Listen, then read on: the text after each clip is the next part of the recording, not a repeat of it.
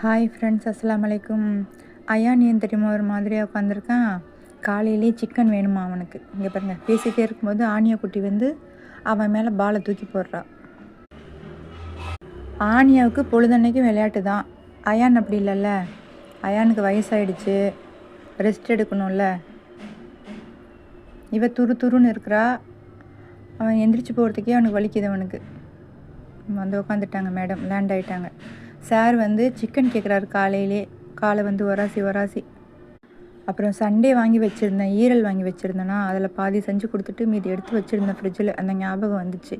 சரி இருடா உனக்கு வேக வச்சு தரேன்னு சொல்லிவிட்டு வேக வைக்க போட்டுட்டு உக்காந்துருக்கேன். தம்பி வெயிட் பண்ணிகிட்டு இருக்காரு, அம்மா எடுத்துகிட்டு வந்து தருவேன்னு சொல்லிட்டு. அந்த நம்பிக்கையில் தான் ரொம்ப பாசமாக என் பக்கத்தில் உட்காந்துருக்காரு. கண்ணை சிமிட்டி பேசுகிறான் பாருங்கள். சரி ரெடி ஆகிடுச்சிடா வாடான்னா கையை பிடிக்கிறது எம்புறான். இதுக்கு மட்டும் திங்கிற விஷயத்தில் மட்டும் எப்படி தான் தெம்பு வருதுன்னே தெரில. விளையாட வட்டம் வரமாட்டேங்குது. ஆணியை பார்க்குறா பாருங்களேன், பாவமா. அவள் பார்வையில் ஒரு ஏக்கம் தெரியுது. எனக்கு இல்லையாம்மா, உன் பையனுக்கு மட்டும் முட்டையும் கறியுமா வச்சு கொடுக்குறியம்மா, அதுக்கு நான் என்னம்மா பண்ணுறது, நீ சாப்பிட மாட்டியம்மா அப்படின்னு பார்த்துட்டு இருந்தா அவளும் போயிட்டு அதுக்குள்ளே தலை விடுறா. அவளுக்கும் வேணுமா.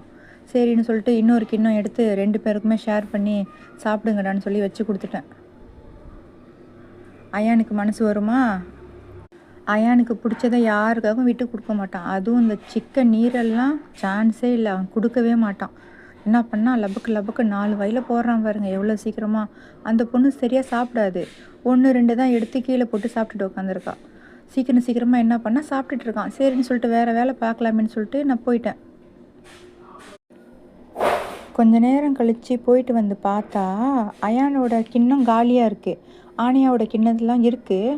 அதில் தலை போட்டு சாப்பிட்டுட்டு உட்காந்துருக்கான் அவன்.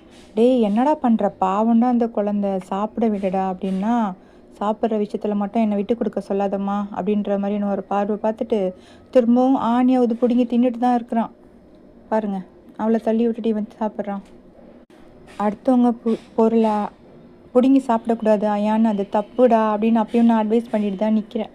என் பொண்ணு சொல்லுது, அவனெல்லாம் திருந்த மாட்டாமா, அவன் வந்து எந்த விஷயத்தையும் விட்டு கொடுப்பானே தவிர சாப்பாடு விஷயத்தை மட்டும் விட்டு கொடுக்க மாட்டாமான்னு சொல்லிட்டு அவள் சொல்ல நீங்கள் ஏதாவது சொல்லுங்கடி நான் சாப்பிட்டுவேன்னு சொல்லி எல்லாத்தையும் சாப்பிட்டு முடிச்சு